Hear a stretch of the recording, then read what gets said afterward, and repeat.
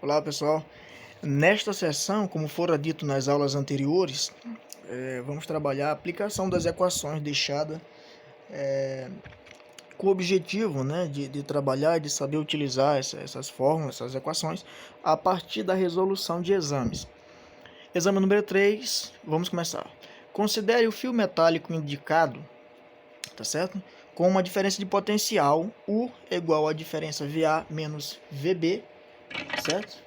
VA menos VB, com VA, potencial de A, igual a 40 volts, e VB, potencial de B, 60 volts. A pergunta é, qual o sentido dos elétrons livres, obviamente no condutor, e qual é o sentido convencional, tá certo? Vamos entender isso aqui de uma vez por todas. Bom, seguinte, o exame falou que o potencial VA é 40 volts, e também falou que o potencial VB é 60 volts, tá certo? Até aí tudo bem. O que se sabe é que o potencial VB é maior. VB é maior do que VA, tá certo?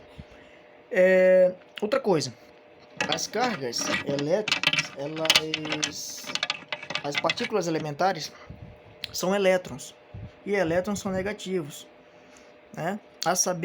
A relembrar, as partículas negativas, vejam, as partículas negativas, elas se aproximam para o potencial maior,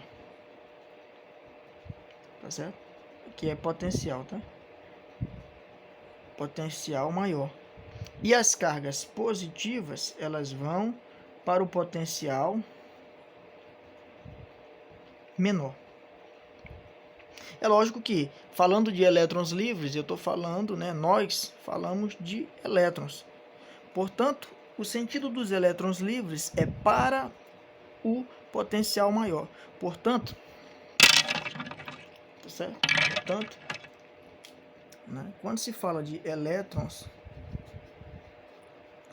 livres, o sentido é para o maior,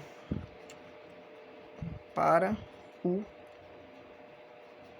potencial maior. Ou seja, os elétrons vão do potencial A, ou do ponto A, né?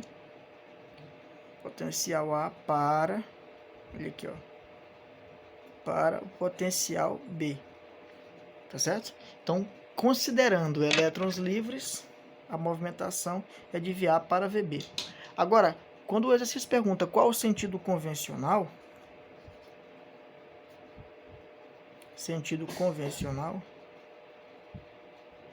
é o contrário, né? Sentido convencional é o contrário. Tu tem um VA e tu tem um VB, é só fazer o contrário. Veja. Tá certo? De VB para VA. Repetindo, os elétrons livres, eles são, você considera as cargas negativas dos elétrons que tem uma tendência de ir para o potencial maior. Portanto, elétrons livres, eles vão para 60 volts, para o lado B. O sentido convencional é o contrário, como se as cargas fossem positivas. Então, ele vai de VB para VA. Tá certo? Muito simples, muito tranquila. Vamos para o próximo. Exame 4. Certo? Exame 4. Considere a figura, né? A figura ilustrada com fios interligados. E calcule os valores de I1 e I2, portanto, corrente 1 e corrente 2, assim como os seus sentidos. Vamos entender isso aqui. Nós temos aqui a presença de 5 fios ligados. Tá certo? 5 fios. Onde eu estou grifando de verde é o pingo de solda, que a gente chama também de nó. O exercício pergunta o seguinte: qual os valores de I1 e I2? Portanto, bem aqui a corrente I1 e aqui a corrente I2. O cara quer saber quais são os valores e para onde eles vão, se ele vai para cima ou para baixo, qual é o sentido, né? Então vamos entender o sentido indicado. O 10 amperes percorre esse fio nesse sentido, indo para a direita. O 8 amperes percorre o fio indo para cima. O 20 amperes para a direita. A pergunta é, e I2? Tá certo?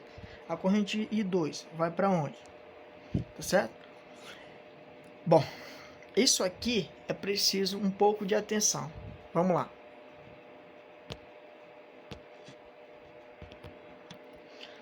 É preciso acompanhar o sentido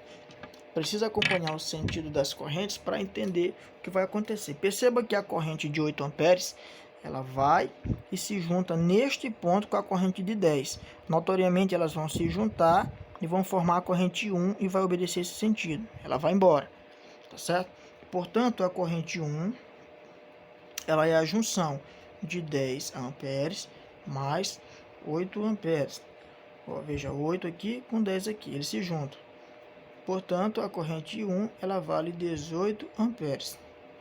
Simples, tranquilo, é só uma questão de visualizar. Tá certo? E a corrente 2? Perceba que a corrente 2, ela só tem dois sentidos. Ou ela vai para a esquerda ou para a direita.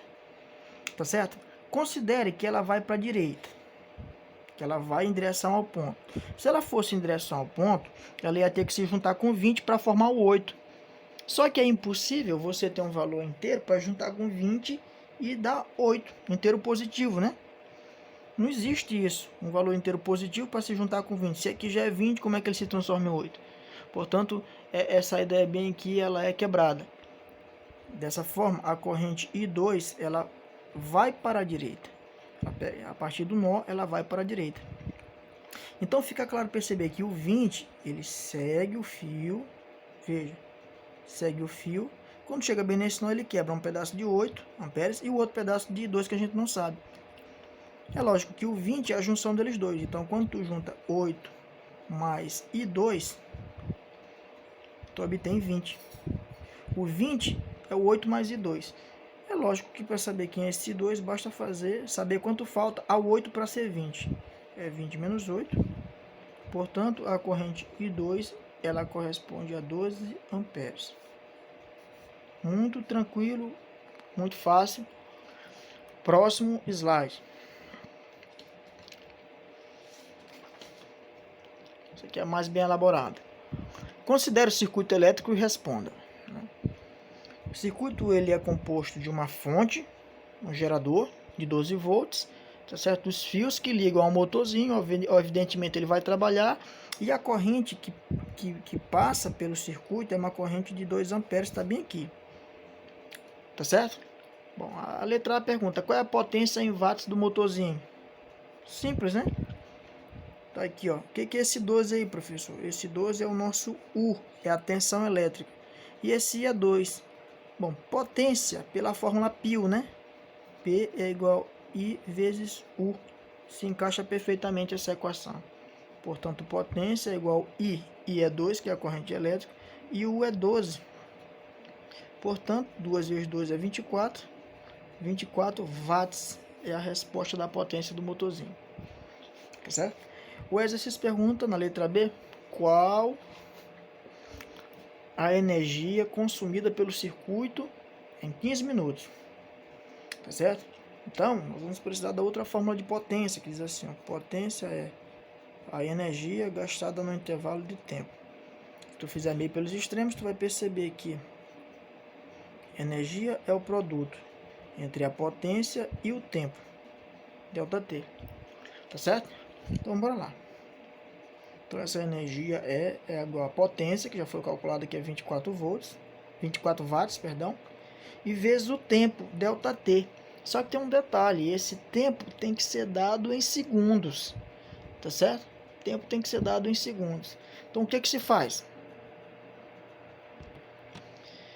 Então, temos que transformar o 15 minutos para segundos. Aqui é bem simples, né? Faz uma regra de 3, você diz que 1 minuto ele equivale a 60 segundos.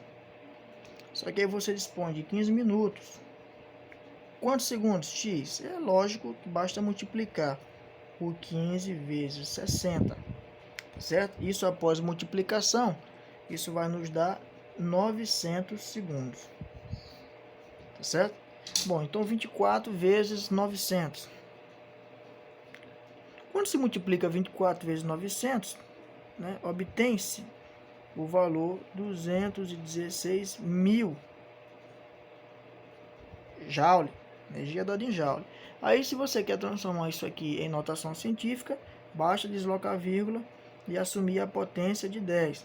Traz a vírgula até o 2,16, porque tem que ficar no intervalo entre 1 e 10. Quando você diminui, ó, veja quantas casas foi diminuída.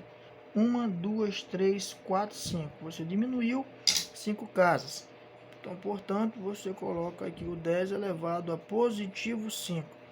2,16 vezes 10 elevado a quinta joule. Olha aí só a quantidade de energia consumida pelo motorzinho. Valeu, pessoal. Essa é a aula. Espero que vocês tenham gostado e aprendido. Até a próxima.